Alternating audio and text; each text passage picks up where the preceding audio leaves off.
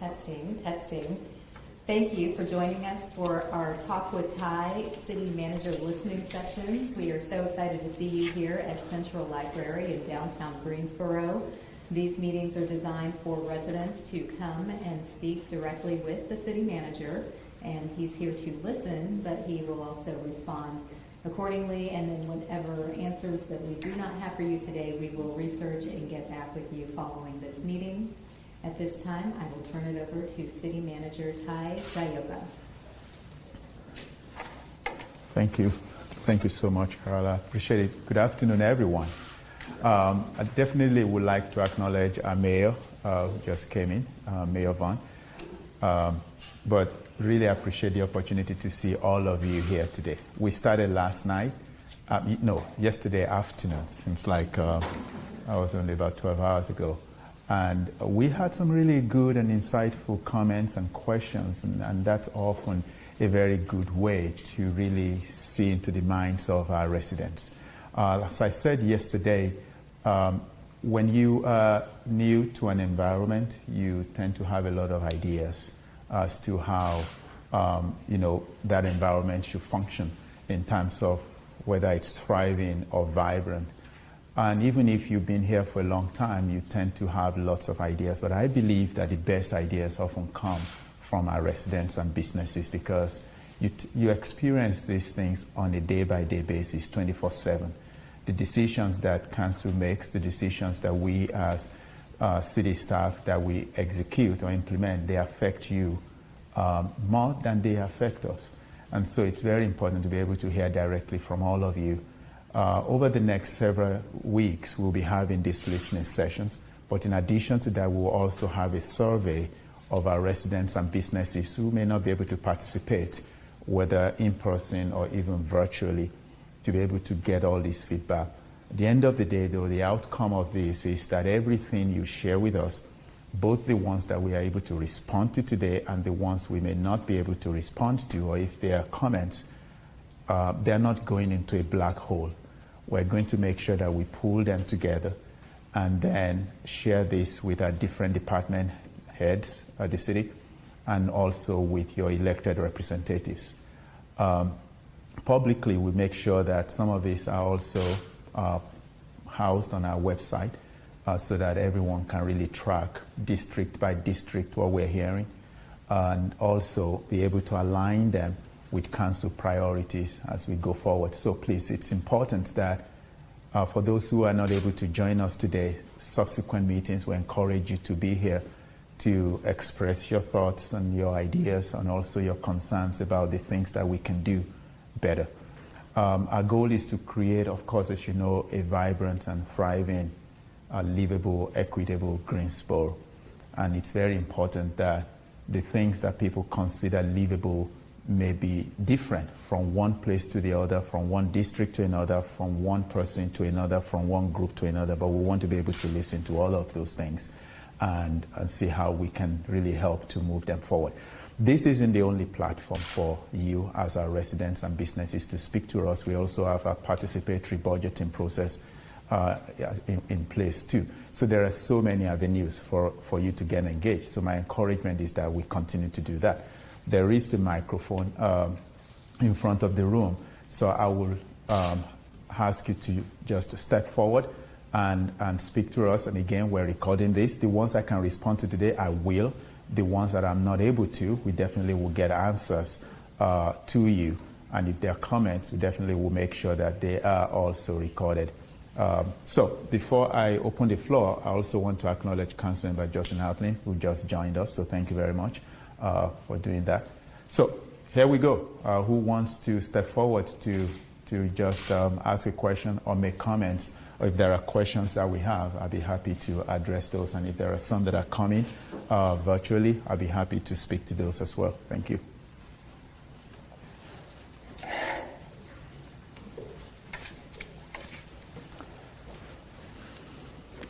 Good afternoon, everyone. I'll take this mask off. My name is Rhonda Anderson, and I serve as presidency of the YMCA of Greensboro. First, I want to welcome Ty to Greensboro. I knew him when I was in Charlotte. We were in a program called Leadership Charlotte together, and was always very impressed with Ty, his way of thinking, his creativity, and I know that he will do a wonderful job here in Greensboro. But my question is, of course, like with so many cities, affordable housing is a critical issue here in this community, as well as access to early childhood education. And so I know you're taking it all in right now, but certainly I would be one to advocate for support in any way that the city can provide in terms of funding to organizations who are focused on those two things, because we know that investment in early childhood education, the outcomes of those long term, and the impact that it has on our communities. So certainly I would be an advocate for that, as well as anything that we can do to provide affordable workplace housing for our staff here. So thank you. Great, and thank welcome. you. Thank you.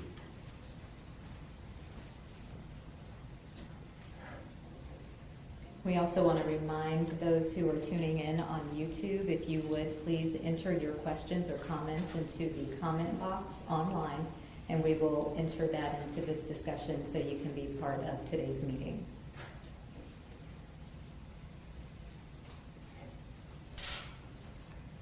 Maybe while someone else is getting ready, I can, it wasn't a question, but I can speak a little bit to that.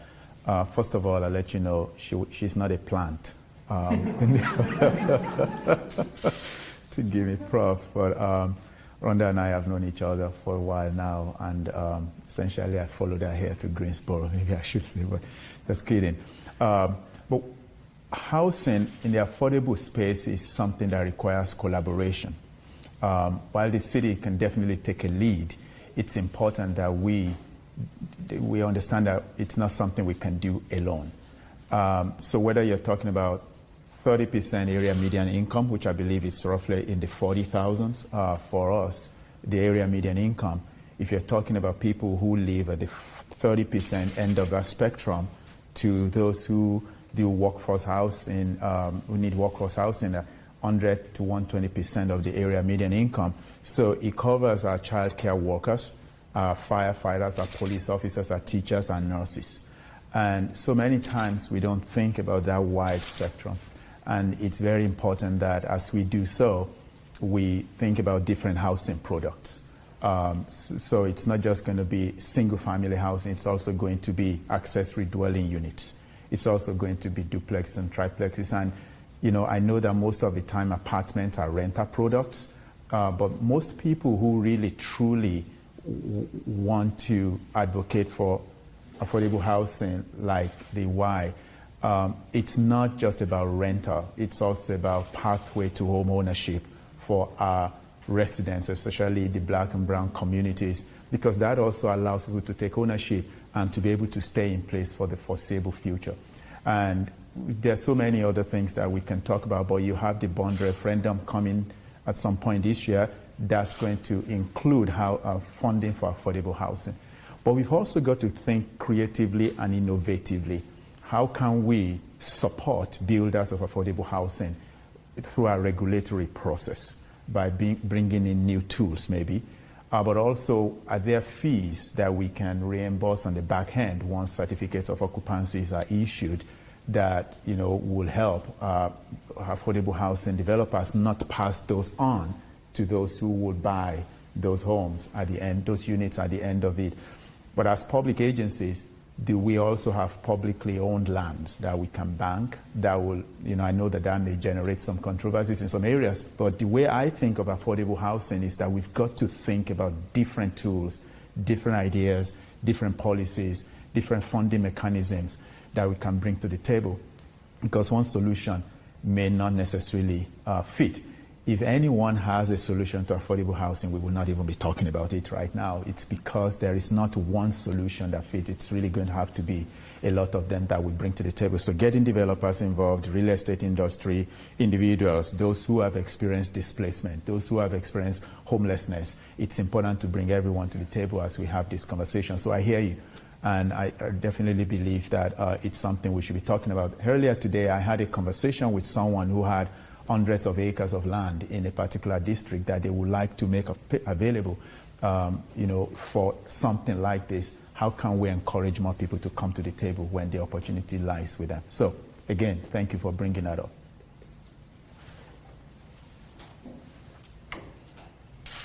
We have a question that deals with walkable cities, which is a portion of our GSO 2040 plan. The comprehensive plan wants to bring more of that walkability to our experience here in Greensboro.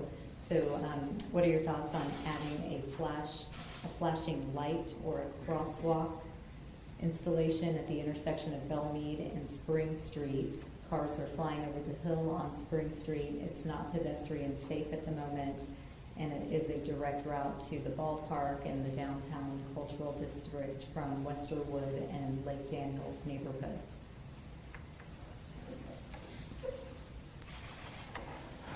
Thank you. So obviously one of the goals in the comprehensive plan is becoming a car optional city, which obviously means that people have to have opportunity to walk around, to bike, and to use some of the walkways that we have, but do it also in a safe way. And so if yesterday I think I probably walked for about 2 miles just around our downtown areas. There's plenty of sidewalks, obviously, to be able to navigate. But then right behind me, I could tell that this car was really doing almost 60 miles an hour. It just flew right by me, even as I was about to cross the street. And I can imagine there's a lot of our residents and people who come to our restaurants during daytime who feel that, yes, there are sidewalks, but am I protected when I'm about to cross the street from being hit? And so enforcement can be an issue. And so we're going to continue to make sure that as we talk about becoming that walkable city, we examine different tools by which people can cross safely. One of the things that I have seen, especially with our residents who are visually impaired, and you're asking them to cross a three-lane wide street, but then the seconds that they will have to quickly cross is roughly about 10 to 15, and it's not even enough for them to be able to safely cross, or if they are physically disabled and they are on wheelchair. I did an experiment a few months ago with Metroliner Council for the Blind, where I asked them to blindfold me to walk around so I could see what our visually impaired residents go through. And it didn't take long for me to ask them to remove the blindfold because of how I felt I was unsafe crossing a street that normally people who don't have visual impairment will be able to cross. And so it's really looking for tools that will either expand the number of seconds that visually impaired people can walk, but I also know that when you press the crosswalk sign, it can really speak to you. You can actually hear it, but can we also do it in a non-English language as well, that people who don't speak English will be able to understand what it's saying so that they can safely cross. There's so many tools. And now, like I said yesterday, this isn't a sprint, it's a marathon. I can't promise that we'll get there tomorrow, but those are the types of things that make a walkable environment possible, is exploring the different tools and budgeting for them so we can implement them for our residents and businesses to be able to safely navigate not just downtowns, but even our neighborhoods as well, posting speed limits, but also making sure that we enforce them as much as we can. Thank you. We are appreciative for those online. We are getting your questions, so we'll start with what other companies are relocating to Greensboro. Obviously, we've had some really big announcements in recent weeks. And along those lines, what other future projects are you envisioning for the city? Good question. As you know, the economic development process, there are things that you can't share publicly, but there are also principles that we abide by, is that, first of all, we're thankful that we've got these two major businesses where we're talking about 3,500 jobs in the near term and in the midterm, but not as highlighted are those other businesses that may be coming in that will generate 250, and those are the ones that really make a city vibrant and grow. And so we appreciate the big ones, and we have a responsibility to make sure that there is a pipeline of workforce, training workforce that could support those. But the smaller ones, I really believe that we have a number of them that are coming up right now that we may not be able to share publicly. But what happens with these two major announcements is the spin-off effect, that other businesses believe that Greensboro's time has come, and it's important for them to also start thinking about coming here, creating jobs. But as you talk about jobs creation, you have to also think about housing and transportation to get folks there. So yes, we are getting calls. We are definitely engaging in conversations with other companies and businesses, and we believe that announcements will also be coming in the near future. But I will encourage that you pay attention to those announcements that may not be talking thousands of jobs or just hundreds of jobs, and those are just as important. Anyone in the room? We'll kind of go back and forth. Does anyone have a question? Okay, keep thinking. We have some more input from our viewers online. What are your thoughts in terms of zoning, better zoning to encourage developers to build more single-family homes? Yeah, that's a question that we can spend the next 3 to 4 hours talking about, because not only is it sensitive, it's also to a degree controversial. If you follow my story in Charlotte, we talked about, I don't know what the percentage of is here in Greensboro, but in Charlotte, the percentage of area that's zoned exclusively for single family is right around 80%. In some other parts of the country is as high as 90%. Where you have areas that are predominantly zoned for single family residential, what happens is that the cost of housing goes up tremendously because of the square footage that you have to put in the ground. The cost of land obviously becomes very high. In other well-developed places like New York or Boston, you're talking about 15 or 20% of their land areas zoned for single family. Except, of course, for corner lots, if they are sized enough, they could have room for duplexes and triplexes. So one of the things that we said in the comprehensive plan that we developed in Charlotte was to allow these areas that are zoned for single-family housing to also allow duplexes and triplexes and townhomes as well as, you know, those other projects, and even quads on those lots. It does not eliminate single-family zoning. What it does is it allows other housing products on those areas that are zoned for single-family today. I believe that GSO 2040 talks about encouraging middle density. What we have to do is to make sure that as we build, as we zone and we build, we have to think of building dense development. And I know the word density scares a lot of people because they think that it means you bring in too many people, but I also want to make a distinction between density and overcrowding. They're not necessarily the same thing. And so we have to build with good density in mind. That's a mix.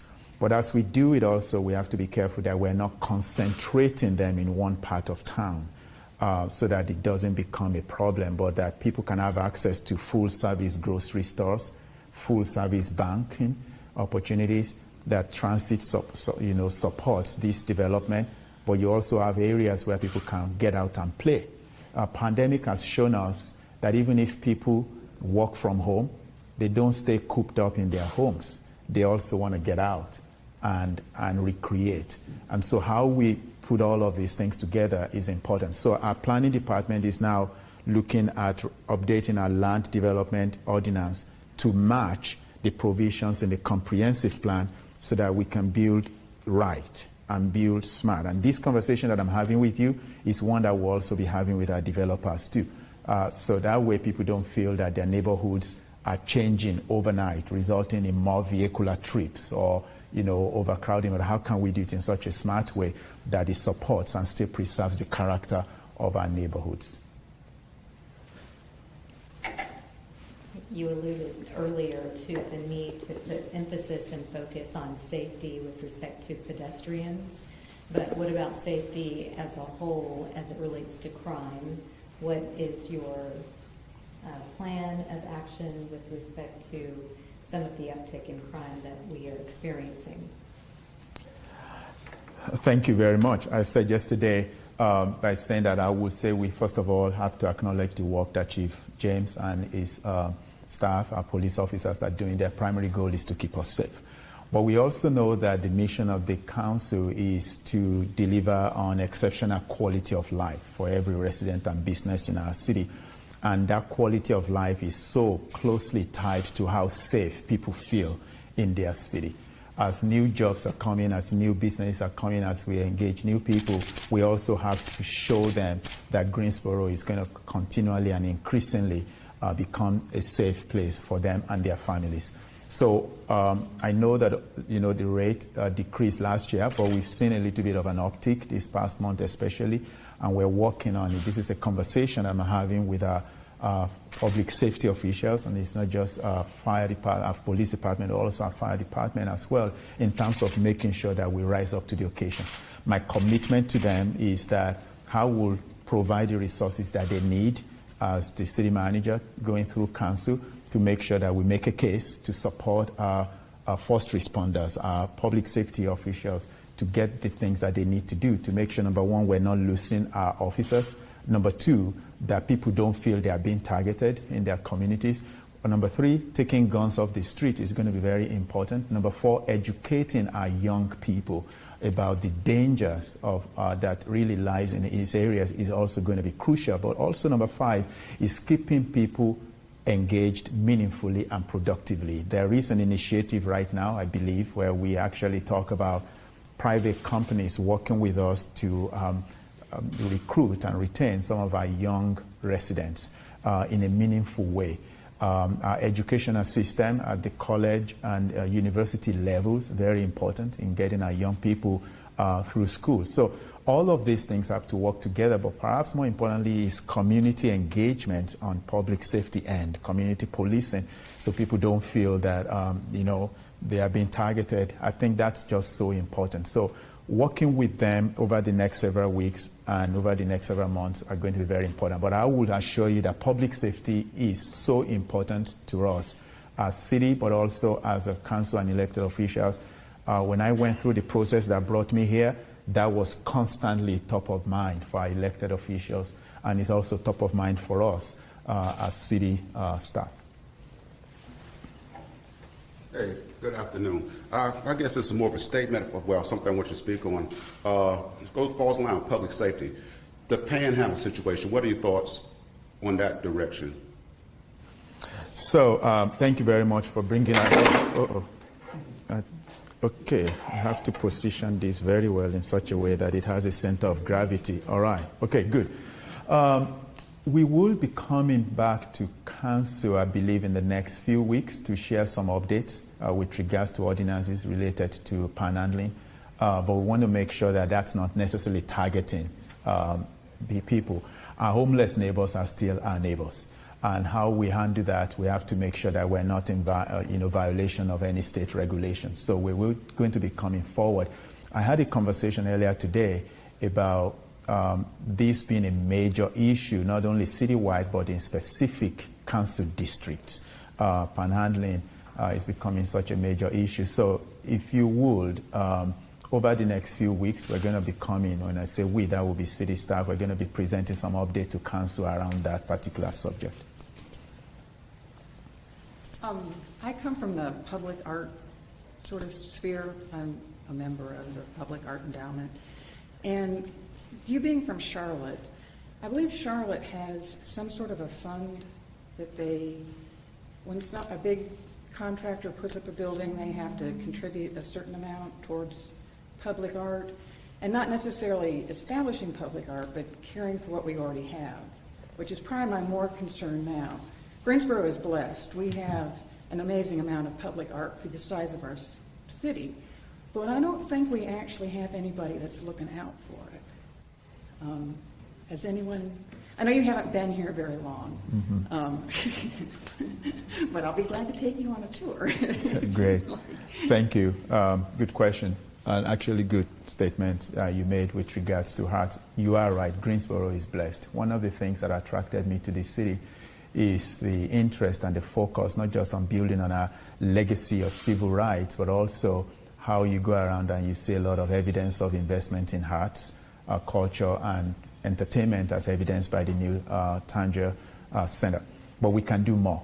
And I think that this is one space where this city can actually play a prominent role, not just in North Carolina, but in southeastern United States. And it's not just about wrapping signals with hearts, and it's not just about murals, but how do you really use this as a way to create connectivity in the community? Arts have a way of bringing vibrancy to a city. It's another way to meaningfully engage our young people. When we laid out the Black Lives Matter mural in Charlotte, we engaged 17 artists. Now, Black Lives Matter itself is 16 letters, but there was one letter that had 2 artists. But what we did was the city had some leftover money in its placemaking program, which was within my purview as planning director. And so we paid each artist $500 to put those down. While that didn't seem like a lot at that time, what happened subsequently was that the artists who participated in that had eventually an opportunity to be retained by some other companies to do similar work for them. So it resulted in more work for them because you gave them visibility. I know that Greensboro has something that Charlotte just recently did. Greensboro has a chief creative officer in the person of Ryan Deal.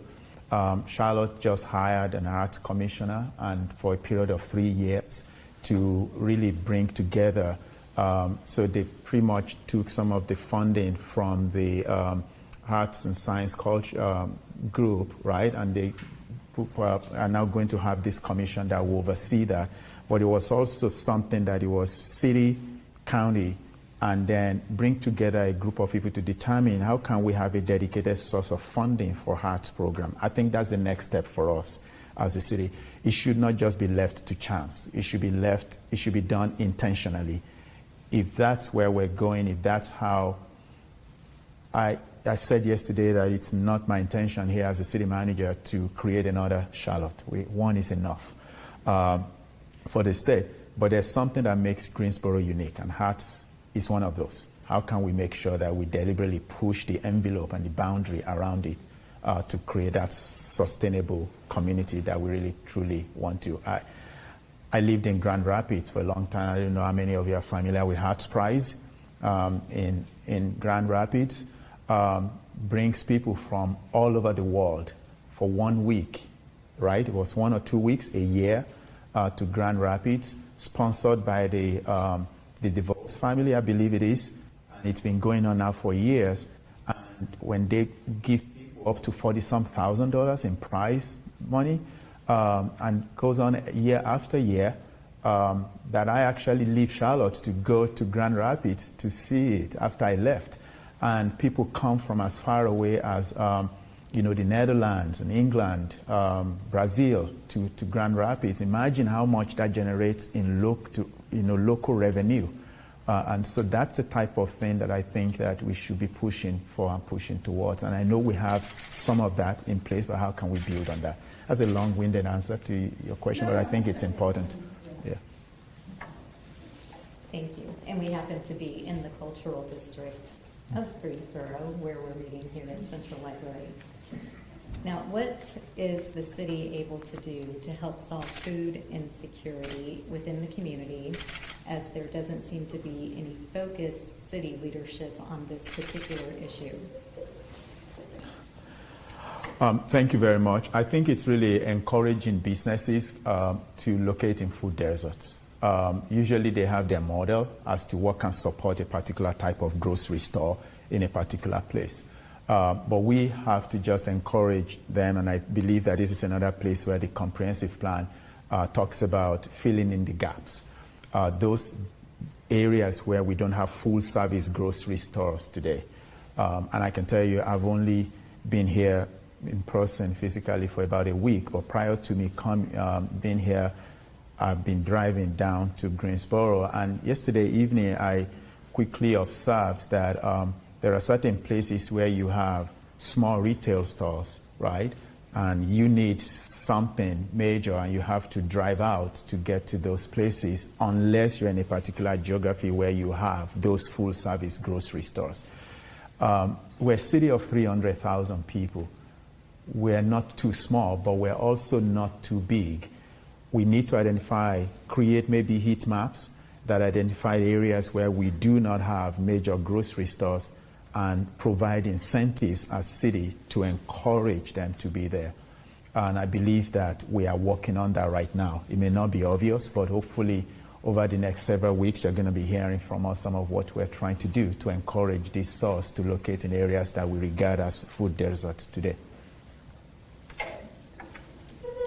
So obviously, housing is very personal to people. So going back to what you were describing as the housing density model, conversely, how do we encourage multifamily housing as opposed to single family?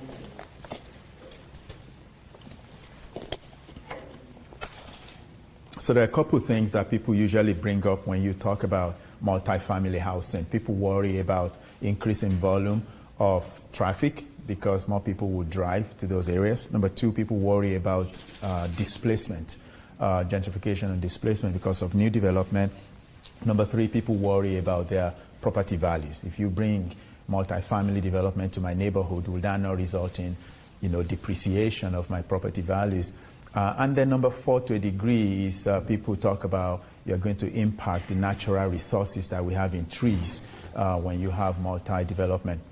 I've found that none of those things actually have any evidence in fact to support them. Multifamily developments do not result in loss of property values. There are many other things that can result in property values going down: schools, quality, public safety, lack of services and utilities. The fact that we have had from Institute of Transportation Engineering that multifamily development actually generate less traffic volume than single family homes because you have only so many number of garages that you can build in a multifamily setup. And so unlike single family where you could have 4 cars parked in somebody's driveway in addition to another 2 in their garages, multifamily development don't often generate that. With regards to displacement, there could be some truth to it, but it all depends on how it is done.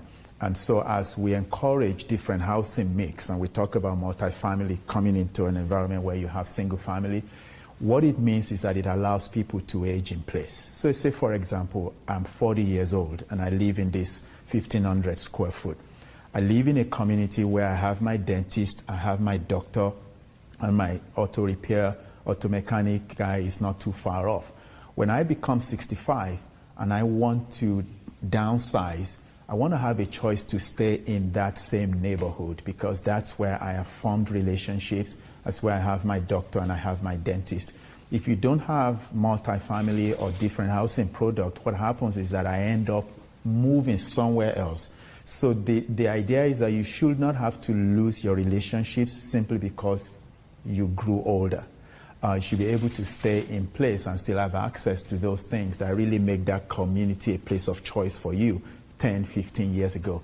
That's why we should not just have focus on one type of housing product in a neighborhood. It should be about at the different phases of life and seasons of life, or once you start having children who are going to college, can they still stay with you without necessarily living in your house if you have an accessory dwelling unit? Or a grandparent who, they don't want to go to seniors, but they want to still be able to live in your place. It's really having that opportunity for them. My mother is over 80 years old, and the goal eventually for us is that she'll be able to live in the same neighborhood that we live without necessarily feeling that she loses her independence by staying with us. And so everyone has different ways by which they approach this, but it's important that when we think about single family, there's people who need it. We also should think about there are people who need multifamily, either because they are downsizing or because they can't afford to buy and they just want to rent. And it's just important for people to feel that they belong. Good afternoon again. I was planning to stand in the back and just kind of listen, but my purview came up, which is public art. Thank you for bringing that up. And so I wanted to speak to that a little bit because I do have some information on that may inform a little better about the ecosystem that we have here. So it has been very intentional what we have done here in Greensboro. We also, similar to where you came from, have brought in international artists from all over the world to beautify these spaces and do the best art and make it merit-based, where we get the best artists for the budget. To what she was speaking to, that's called an art set-aside. That art set-aside is what makes our community be positioned at a deficiency, because when we had our last creative arts master plan, the community begged and pleaded for an art set-aside. We didn't really need the position that Ryan came here for, because that was $100,000 that could have been divided up and put into the community to do the work. But what we got was bureaucracy. That department was created, additional bureaucracy was given to the community, and ultimately that department does not have a sufficient budget for us to compete with Raleigh and Charlotte. In the year of 2018, if my memory serves me correctly, the city of Charlotte had an art set aside of roughly, I think 35 million, and Raleigh had an art set aside of somewhere around 18 million. We had zero. And so our creative community can't compete with $1 million budgets, and we only have the private sector trying to compete with the little bit of funding that we have. And so again, we have serious problems here. It seems that some communities can get art and others can't. East Greensboro is very deficient with art, but we can have art downtown. We can have art in the white sections of town, but it seems like when the black communities request these same things, all of a sudden our city leadership doesn't know how to tie its shoes. Additionally, if we really want to be frank about this conversation, the city manager's office has not been a friend creatively to East Greensboro. There's been projects that have been pet projects in the city manager's office, and has been greenlit. I have a project in District 5 that has been since 2019, and it still hasn't been done. I've been given the runaround about that project, and there can be racial inferences that go along with that. But as a person that has came into arts administration, I understand what I was signing up for when I came into it.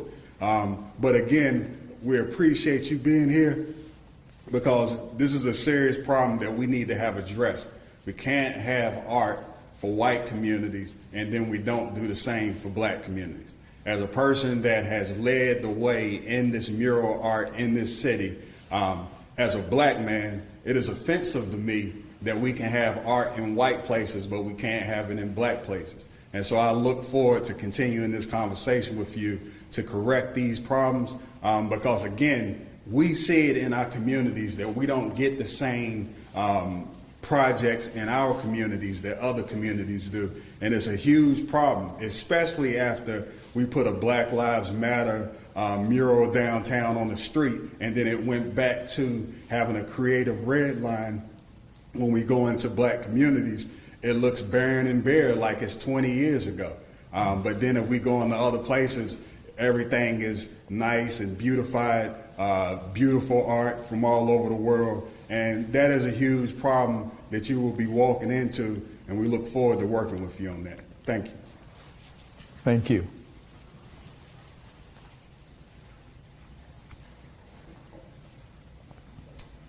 Someone wants to know, why are there no longer chairs at the tables in Center City Park?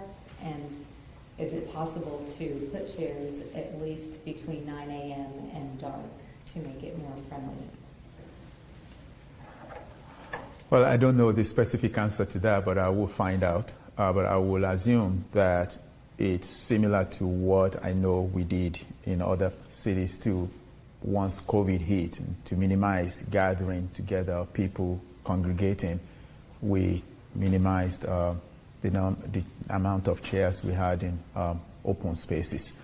But as we move into, as you know, the rates of Omicron infection goes down, and as we move into the spring and summer months, obviously more people will be coming out. So I don't have a specific answer as to why, but I will definitely make sure we find out and we'll address that. Thank you. And we have another question from our online audience. Is it possible to get more competing internet providers, primarily in Northwest Greensboro? Yeah, that's a question I run into almost everywhere in terms of competitiveness for internet service providers. We don't regulate that, but we also understand that it's important as we bridge the digital divide that we encourage different internet service providers, regardless of where it is, not just to provide the services, but also make sure that the networks are stronger for people to be able to use. You know, I was doing some research into this the other day about what percentage of our residents will likely continue to work from home post-COVID, and everything that I'm seeing all across the country is showing somewhere in the region of 6 to 10% of people who will still continue to stay and work from home post-COVID. While that percentage may seem small, that's not a small percentage when you start putting numbers to it, because so let's assume that the workforce is roughly about 60,000, and you're talking 6 to 10%, you're talking about 6,000 or so people. And so once people start working and depending on one internet service provider alone, that becomes problematic for those people. And so we don't regulate it, but there's some funds, I believe, in the infrastructure law, bipartisan infrastructure law, that can actually help in terms of how we provide a platform for internet service providers to be able to expand the network of what they do in different geographies. With specific reference to Northwest, I don't have the answer to that, but it's definitely something that we know at government facilities. We want to make sure that we improve internet service access to our residents. And feel free, if you have questions, those of you who are in the room with us, feel free to make your way to the mic. Just wanted to speak to the points being made about arts in the neighborhoods, and the city's particularly proud of the Neighborhood Arts Residency Program. And the first neighborhoods that were rolled out for that were including Dudley Heights, Glenwood, and Kings Forest. And those are predominantly Black neighborhoods. So do look for more of that kind of artwork and connectivity and community engagement as that program evolves.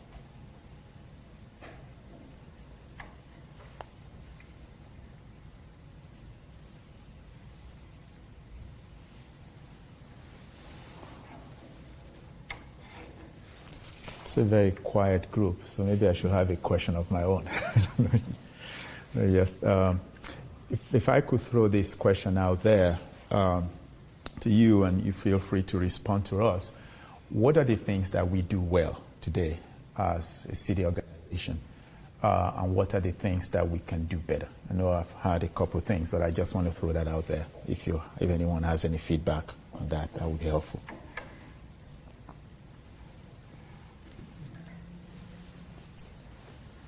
Please. Well, we need to hear you online.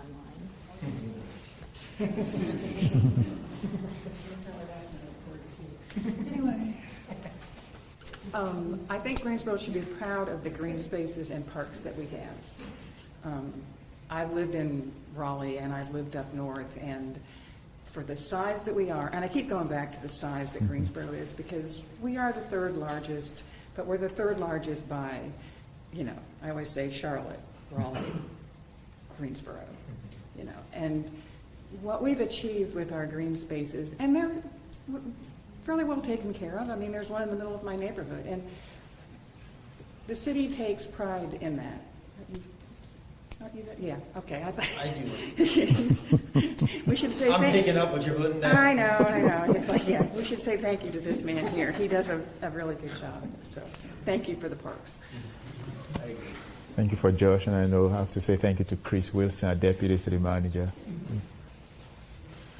Good afternoon. I think one thing that we can continue to put forth effort is with the minority participation when it comes to contracting within the city of Greensboro, specifically local contractors. We know that COVID has had a dramatic effect on all companies, but specifically the smaller 20 and less employees. And it's really great that, you know, the city of Greensboro is soliciting the lowest, most responsive bidder, but a lot of times that really pushes a lot of the smaller vendors that could possibly really benefit from the work that we're doing in the city, and that money can turn over, you know, 3 or 4 times rather than, you know, a contractor just coming from Georgia or Virginia just because we put out a RFQ or RFP to provide a service. So I think that that's maybe one area of focus that we can continue to improve on. Thank you.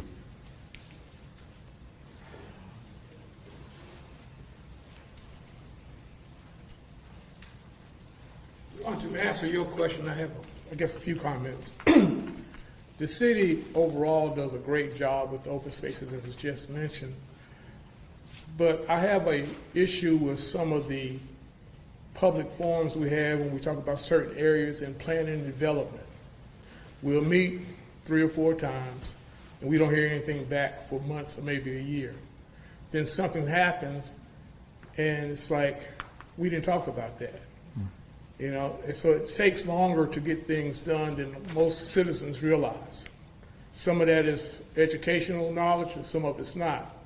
As far as development and affordable housing, I don't think we do a great job at notifying developers, all developers, of the opportunities that are available. I loved your idea about giving incentives for properties, infill properties is what we call them, that the city manages. A developer has to pay almost $3,000 just to get a water hookup. If we can incentivize that and give some of that money back, I think it'll be great.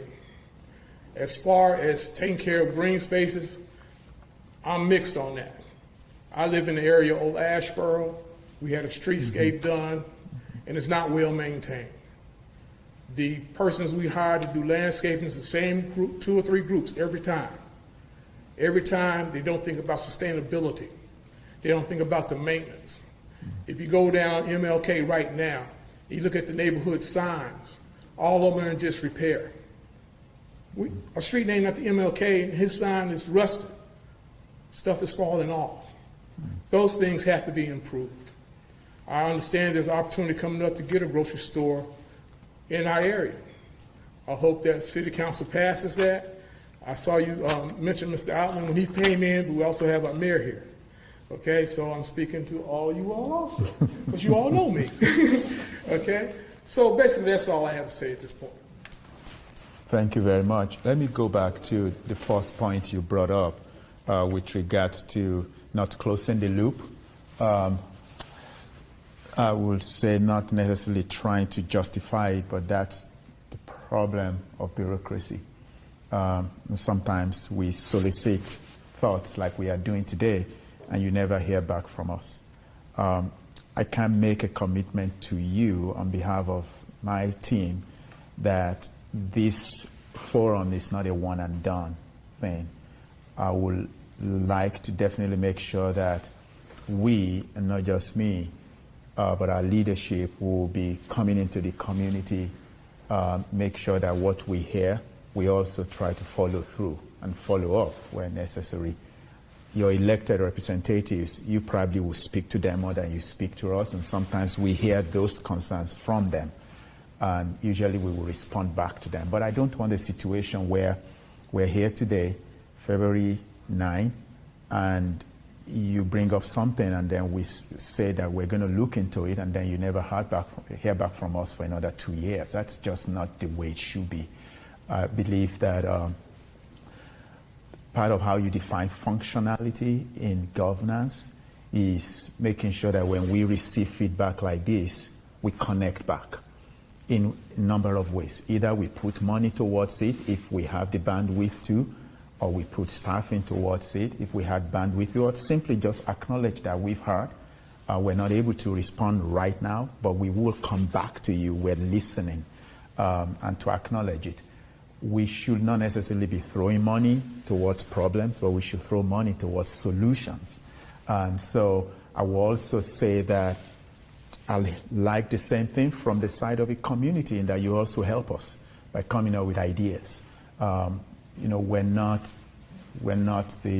don't have monopoly of it. Sometimes as government officials, we see the same thing all the time and we just don't even think differently. But you have the ability to see it differently and share with us your thoughts and ideas and allow us opportunities to explore how we can solve that. So I'll say stay tuned. It's not something. I spent 7 years of my career in the private sector, and one of the things that the private sector does better than the public sector is what I call repeat business. We want to make sure that when I worked for a particular engineering firm, 80% of our profit came from repeat customers. And the only way you ensure repeat customers is because they were impressed with your service before, and so they want to bring you back again. I would like to say that for us too, we like to come back and close the loop, whether it's in a week, in a month, in a year, but I would definitely like to do that, either going through your elected representatives or coming back directly to you to say this is how we're addressing that. We can do that. We're not a city of 1 million people that we should not be able to do that. We are nimble enough that we can respond. So that's a commitment you can get from me. And back to the question earlier about adding more internet service providers, is there ever going to be a possibility that internet service could be city-owned and distributed by the city? I know of only one city in North Carolina that actually does that right now. Wilson, North Carolina, yes. You got grandfathered in, yeah. Because their planning director is my really good friend, and we talked at length about this. They were grandfathered in, and every other city that's tried to do it, that has been a challenge. But there are things that we can do, as like we own a facility, like either at the library or a police facility or a fire facility or some other things out there that we can use to anchor some of what we do as organizations that can actually capture some radius around that facility that can really benefit residents. That much I think we can look into. And I know there are some other communities that are using ARP, American Rescue Plan funds to address that. I don't have enough details to be able to know how we're doing that, but it's definitely one way to bridge the digital divide. And in response to your question about what does Greensboro do well, one of our viewers says Greensboro does a good job of welcoming refugees, but needs to do a better job addressing the growing inequities in our communities, such as health disparities and food insecurity. Great. Thank you.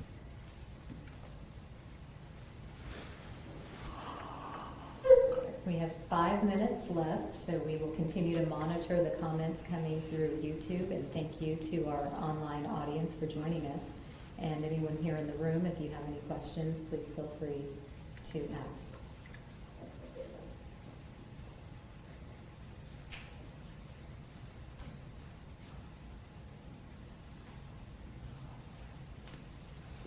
Okay. I like the fact that we all seem to be, there's a consensus here around something that we do well. Open spaces. We should build on that. That's another thing that we definitely can build on. So it's, again, like I said, one of the things that attracted me to Greensboro wasn't just the arts and culture and entertainment, but also the parks and recreation opportunities. Chris or Josh, you can correct me on this, but I think that on the Trust for Public Lands, we are like the second in the state after Raleigh in terms of parks and recreation opportunities. That's huge. And 70 in the country out of 100 largest cities, I believe. Yeah. Heard stats similar. Yeah. Exactly. And that's huge. That's a big plus for us and something that we definitely need to build on and to continue. And what that means is that it means that residents of our city are able to access public spaces within 10 minutes of where they live, the business. That's huge. But can we translate that success to other areas? such as grocery stores accessibility, banks, full service accessibility, and other things that just make for good quality of life. So we're succeeding in there, and we need to continue to be up and up and bypass Raleigh. I know we can, but also in other areas, how can we do that? And again, people tell me that in Greensboro, you can get anywhere within 15 to 20 minutes by driving. That's really good, but how can we serve as the model for that 15-minute city or 20-minute city where you can not only access Parks and Rec, but anything else that you want to without having to drive to get there? Anything else? Last check, Gary, anything? Okay, well, I'm going to take this opportunity to plug tomorrow's listening session if you're available to join us. That will be tomorrow at 12 p.m. at Barber Park Event Space on Barber Park Drive. Again, Barber Park Event Center, 1502 Barber Park Drive. We will have our next Talk with Ty City Manager listening session. Thank you for joining us today. Enjoy the rest of your afternoon. Thank you.